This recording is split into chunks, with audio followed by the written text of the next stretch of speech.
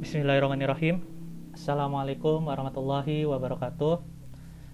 Alhamdulillahirrabbilalamin. Wassalatu wassalamu ala asrafil anbiya wal mursalin Sayyidina Muhammadin wa ala alihi wa sahbihi ajma'in amma ba'du. Anak-anakku semuanya, eh, selamat datang kembali di pembelajaran fisika kelas 11. Dan minggu kemarin kita sudah membahas mengenai pengenalan materi-materi apa saja yang akan kita bahas dan kita pelajari bersama di semester ke depan. Lalu Bapak sudah memberikan challenge dari kedua kasus mengenai kasus ganggang pintu dan kasus bola menggelinding. Nah, dari kedua kasus tersebut akan ada keterkaitannya dengan pembelajaran kali ini mengenai dinamika benda tegar. Sebelum masuk ke pembelajaran dinamika benda tegar, kita akan membahas apa sih materi yang akan di dalamnya akan kita bahas, yakni mengenai torsi, mengenai inersia, dan hubungan antara keduanya, dan juga momentum sudut. Nah, ketiga besaran tadi, yakni torsi, inersia, dan momentum sudut, akan kita bahas dan kita pelajari bersama dalam materi tentang dinamika benda tegar. Sebelum kita masuk ke dinamika benda tegar, akan Bapak berikan tugas terlebih dahulu. Adapun tugas video pembelajaran fisika kali ini, yang pertama, ketik komentar di kolom komentar video di bawah ini, video pembelajaran di bawah ini, dengan format saya, nama santrinya siapa, dan sudah menyimak video fisika tersebut. Itu yang pertama. Yang kedua, catat materi di dalam video tersebut, baik dirangkum, baik dicatat keseluruhan, terserah. Itu untuk pembelajaran kalian nanti selanjutnya, mengulang kembali materi-materi yang akan sudah kita pelajari bersama, itu guna dari mencatat materi tersebut. Diharapkan seperti itu. Nah, lalu yang ketiga, ada soal yang tampil di slide ini. Sebuah silinder pejal dengan jari-jari 0,6 meter dan massa 20 kg berotasi melalui pusat sumbunya. Jika kecepatan sudut 120 rad per second, tentukan momentum sudut tersebut. Nah, nanti ini akan tahu dan dapat menjawabnya pada saat kita akan membahas atau mempelajari materi pembelajaran kali ini.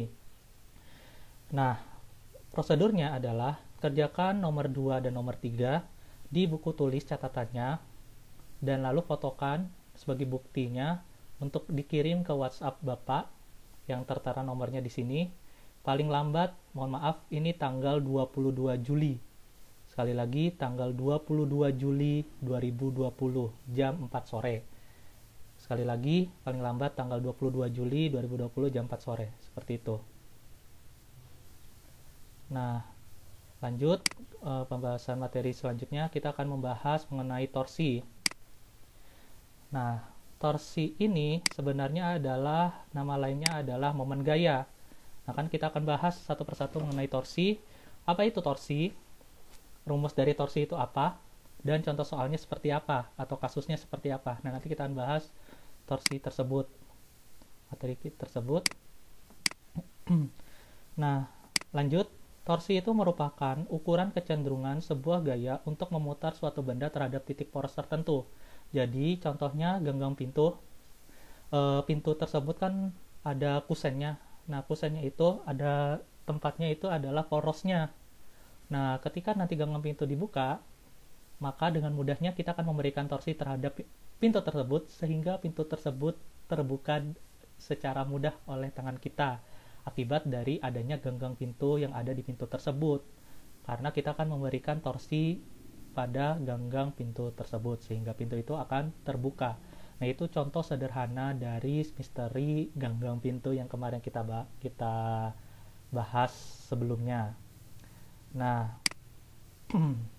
adapun rumusnya itu pada saat kita lihat di sini ada gaya yang sepanjang R adalah lengan porosnya, lengan gayanya, yaitu R-nya, dengan gaya yang diberikan sepanjang R tersebut, maka rumus dari torsi tersebut adalah dengan lambang tau torsi itu tau sama dengan F kali R. Sekali lagi, rumus torsi itu adalah tau sama dengan F dikali R. F itu adalah gaya yang diberikan, tau itu adalah momen gaya atau torsi dengan satuan Newton per meter, gaya itu satuannya Newton, dan R-nya itu adalah jarak sumbu putar ke titik tangkap gaya. Jarak sumbu putar, sumbu rotasi ke titik tangkap gaya dengan satuan meter. Lalu theta, ketika misalkan gaya ini membentuk sudut sebesar theta, F-nya ini membentuk sudut sebesar theta, maka rumusnya akan ditambah kali sin theta. Jadi tau sama dengan jadi ketika gaya ini membentuk sudut sebesar theta, maka momen gayanya itu adalah tau sama dengan F dikali R dikali sin theta. Jadi bedanya ketika tidak menggunakan sudut itu hanya F kali R, ketika membentuk sudut gayanya itu tau sama dengan F kali R sin theta, ditambahkan sin thetanya saja. Seperti itu. Nah, itu rumus dari torsi.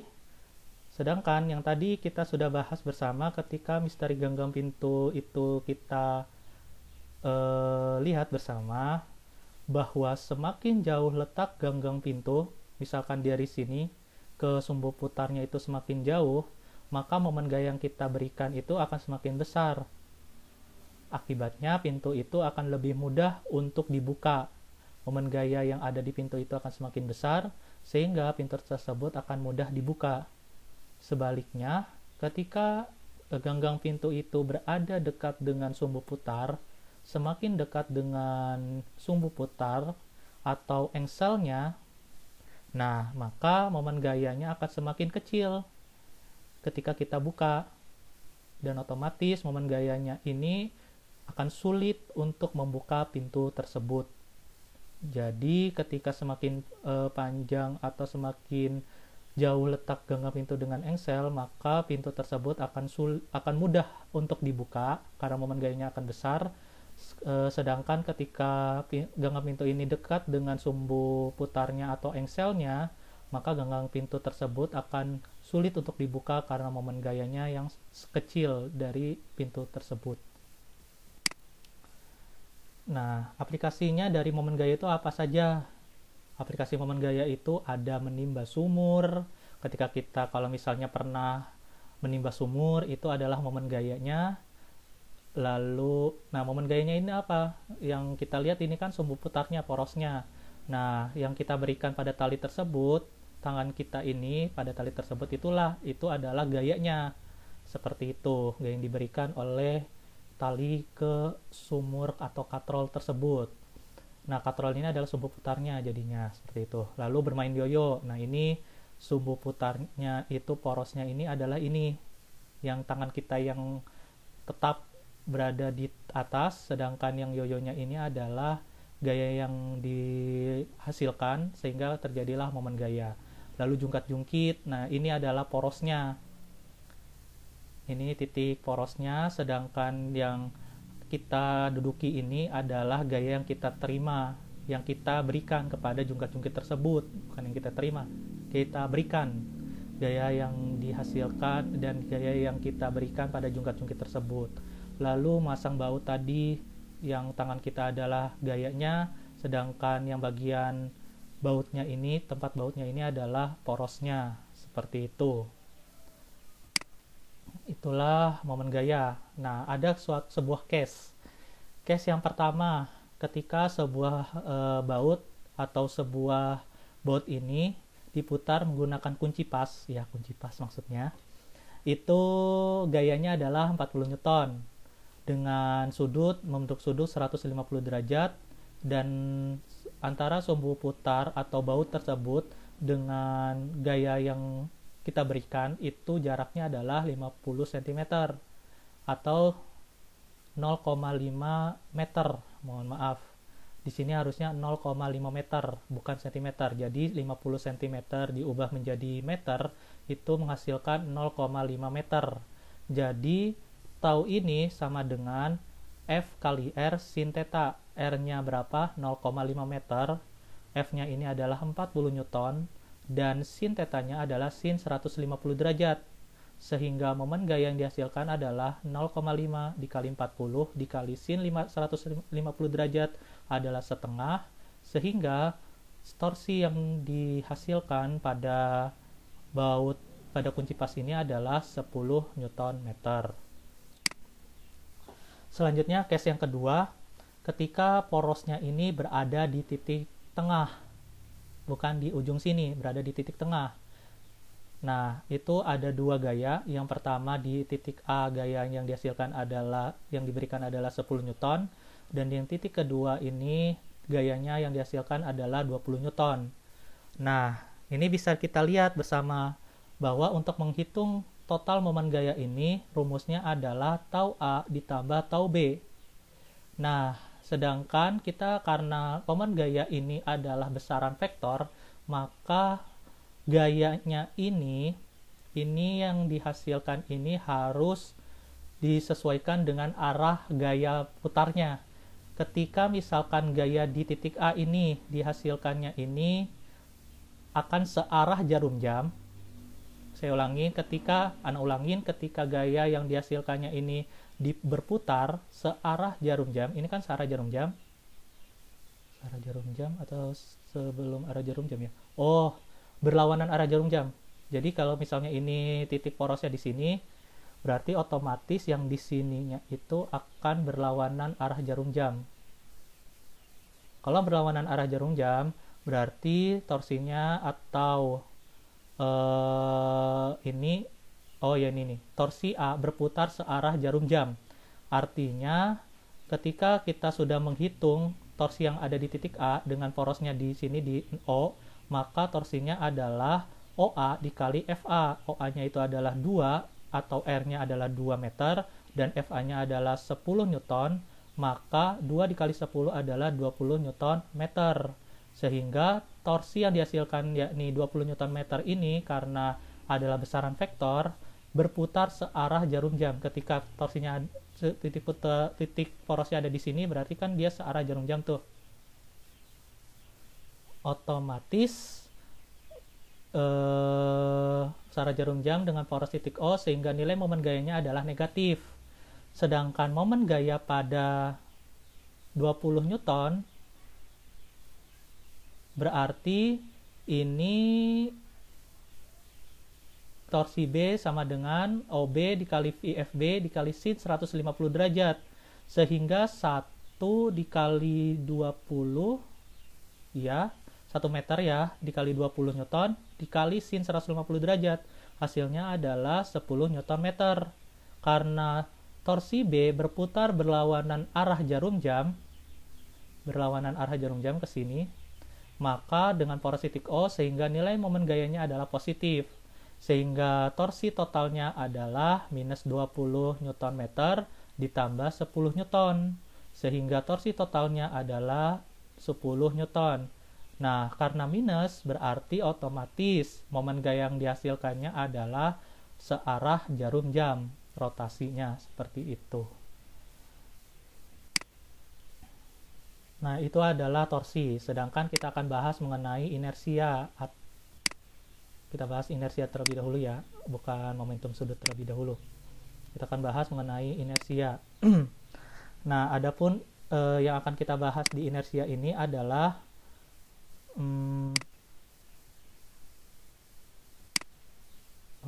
inersia ini merupakan suatu ukuran kelembaman atau suatu benda untuk berputar pada porosnya. Artinya, yaitu tadi kemarin pada kasus bola menggelinding, itu bola itu akan memberikan momen inersia. Jadi ketika bola itu menggelinding, inersianya pun ikut ada pada konsep fisikanya tersebut. Nah, inersia itu tadi merupakan suatu ukuran kelembaman atau suatu benda untuk berputar pada porosnya. Nah, rumus inersia ini tadi itu adalah ketika pada benda partikel memiliki massa dan jarak dari titik pusatnya ini adalah I sama dengan M kali R kuadrat. Sekali lagi, rumus inersia secara umum adalah I sama dengan massa dikali jari-jari dikuadratkan. Nah, kalau misalkan ada banyak sekali partikel-partikel yang berputar pada titik pusatnya, terhadap titik pusatnya, maka hanya tinggal dijumlahkan saja. Bedanya momen gaya itu adalah besaran vektor, akan tetapi momen inersia ini bukan besaran vektor, melainkan besaran skalar. Jadi ketika banyak sekali partikel-partikel yang berputar terhadap titik pusatnya, maka maka partikel yang dihasilkan adalah momen inersia ini dijumlahkan saja tanpa memperlihatkan atau memperhatikan arah geraknya kemana, seperti itu. Tinggal jumlahkan aja M1 kali R1 kuadrat ditambah M2 dikali R2 kuadrat dan seterusnya. Sedangkan momen inersia pada benda-benda tertentu seperti bola pejal, bola berongga, silinder berongga, atau silinder pejal ini akan berbeda-beda nilainya. Misalkan pada bola pejal itu tinggal ditambahkan 2/5 kali M kali R kuadrat. Jadi awalnya MR kuadrat, tinggal ditambahkan konstantanya di depannya 2/5, lalu dikalikan M dikali R kuadrat. Lalu untuk bola berongga ini 2/3 kali M kali R kuadrat. Kalau silinder berongga atau cincin itu I sama dengan MR kuadrat. Nah, kalau cincin atau silinder berongga ini I sama dengan MR kuadrat. Hanya seperti itu. Lalu silinder pejal itu tinggal dikalikan setengahnya. I sama dengan setengah kali MR kuadrat. Nah, momen inersia ini pusatnya di mana? Pusatnya berada di titik pusat, tengah-tengah titik pusat. Jadi bola pejal di titik pusatnya di tengah-tengahnya, bola berongga di titik tengahnya, lalu silinder berongga ini ada di titik tengahnya, titik pusatnya, lalu silinder pejal itu berada di titik tengahnya silinder pejal untuk menentukan R atau jari-jari dari momen inersia tersebut. Nah, untuk mengetahui case-nya seperti apa, Bapak berikan satu case di mana ada beberapa case. Yang pertama, pada case yang pertama ini ketika massanya itu adalah 2 kg dengan jari-jari 20 cm, maka tentukan momen inersianya. Nah, 20 cm ini harus diubah menjadi meter, yakni 20 cm itu dibagi berapa? Naik 2 tingkat ke meter, berarti dibagi 100. 20 dibagi 100 adalah 0,2 meter. Jadi I sama dengan MR kuadrat. M-nya itu adalah 20 kg, R-nya itu adalah 0,2 pangkat 2. Jadi 0,2 pangkat 2 itu adalah 0,04. 20 dikali 0,04 hasilnya adalah 0,8 kg meter persegi. Lalu ini yang case yang pertama. Case yang kedua dan ketiga, ketika case yang kedua ini memiliki banyak partikel. Ada 1, 2, 3, 4. Nah, adapun yang menjadi titik pusatnya ada di titik A, di bola pertama ini. Otomatis momen inersianya ini keempat partikel ini harus dijumlahkan. Nah, sedangkan M-nya ini tidak ditentukan. M-nya itu hanya M, 2M, 3M, 4M. Nah, rumus inersianya atau bagaimana cara mengoperasikannya adalah I sama dengan M dikali 0 pangkat 2. Kenapa 0 pangkat 2? Karena R-nya itu berada di titik pusatnya di titik A. Sekali lagi, titik pusatnya itu ada di titik A. Otomatis yang bola pertamanya ini jari-jarinya 0. Sedangkan R2-nya ini dari titik pusat ke bola kedua ini adalah jaraknya R. Jadi R kuadrat 2M dikali R kuadrat ditambah 3M dikali 2R kuadrat, R tambah R jadi 2R dikuadratkan, ditambah 4M yang ini dikali 3R pangkat 2, 3R-nya R tambah R dari titik pusat, sehingga menjadi 3R pangkat 2. Kita operasikan 2M 0 kali M jadi 0, ditambah 2MR kuadrat, ditambah 12MR kuadrat, 2 pangkat 2 jadi 4, kali 3 jadi 12, 3 pangkat 2 jadi 9 kali 4 36, jadi 36 MR kuadrat.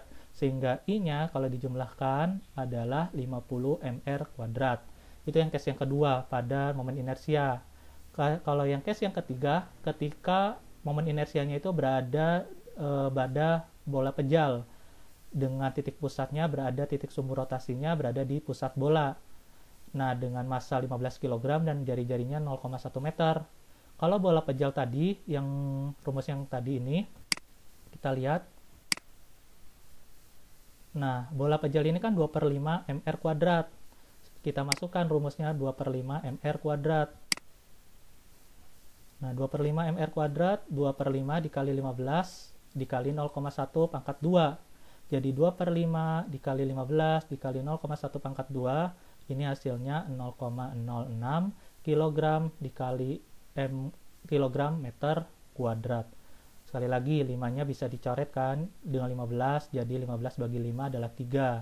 3 kali 2 adalah 6, 0,1 dikuadratkan adalah 0,01, dikalikan 6, hasilnya 0,06 kg meter kuadrat. Seperti itu. Nah, ini adalah momen inersia.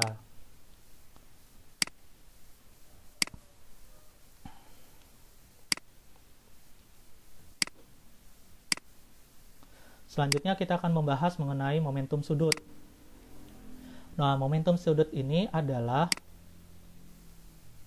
ketika momentum sudut ini, ketika partikel ini, dua partikel ini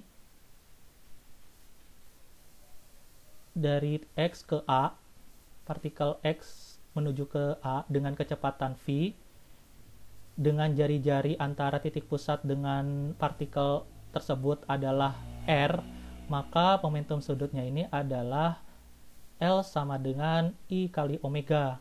I-nya tadi ini adalah momen inersianya. Nah, kalau misalkan pada partikel, berarti momentum sudutnya adalah I sama dengan mr kuadrat. Nah, sehingga kalau misalkan omeganya ini, masih ingat percepatan sudut itu rumusnya adalah V per R kuadrat, maka kalau diturunkan secara sederhananya adalah momentum sudut sama dengan M dikali V dikali R. Nah, keterangannya bisa dilihat di sini. Lanjut. Nah, ada satu case di mana sebuah roda memiliki massa 40 kg dengan diameter 120 cm. Otomatis roda tersebut ini momen inersianya tadi, yakni silinder berongga, yaitu M kali R kuadrat, I-nya itu. Berarti masukin massanya 40 kg, R-nya ini jari-jarinya adalah setengahnya dari 120 cm, yakni 60 meter, diubah menjadi meter, sehingga menjadi 0,6. 40 dikali 0,6 pangkat 2 dikali 5, hasilnya adalah 72 kg meter kuadrat per sekon. Ingat, 5 ini adalah kecepatan sudut, yakni 5 rad per sekon. Dengan satu internasionalnya adalah rad per sekon ya. Nah, momentum sudutnya ini adalah 72 kg meter kuadrat per sekon. Nah, itu tadi torsi, inersia, dan momentum sudut. Nah, diingat kembali bahwasanya tugas pembelajaran videonya itu adalah yang pertama mengomentari dengan format tersebut, lalu mencatat materinya, boleh dirangkum, boleh dicatat keseluruhan, terserah untuk pembelajaran kalian untuk mengulang materinya kembali supaya lebih dipahami lagi. Yang ketiga adalah soal tentang bagaimana cara menentukan momentum sudut pada silinder pejal dengan jari-jari 0,6 meter dan massanya 20 kg, yang titik pusatnya itu berada di pusat sumbunya, titik rotasinya, lalu dengan kecepatan sudutnya 120 rad per sekon. Nah, kedua dan nomor 3 ini ditulis di buku catatan, lalu fotokan dan kirim buktinya ke nomor WhatsApp yang Bapak tulis di video tersebut di sini. Dan paling lambat, mohon maaf, ini tanggal 22 Juli, bukan 21 Juli, melainkan 22 Juli 2020 jam 4 sore. Seperti itu. Sekian materi pembelajaran kita pada hari ini. Mohon maaf bila ada kekurangan. Jika ada pertanyaan, boleh bertanya di WhatsApp yang Bapak tulis di sini. Dan terima kasih atas perhatiannya. Subhanakallahumma wa bihamdika asyhadu an la ilaha illa anta astaghfiruka wa atubu ilaik. Wassalamualaikum warahmatullahi wabarakatuh.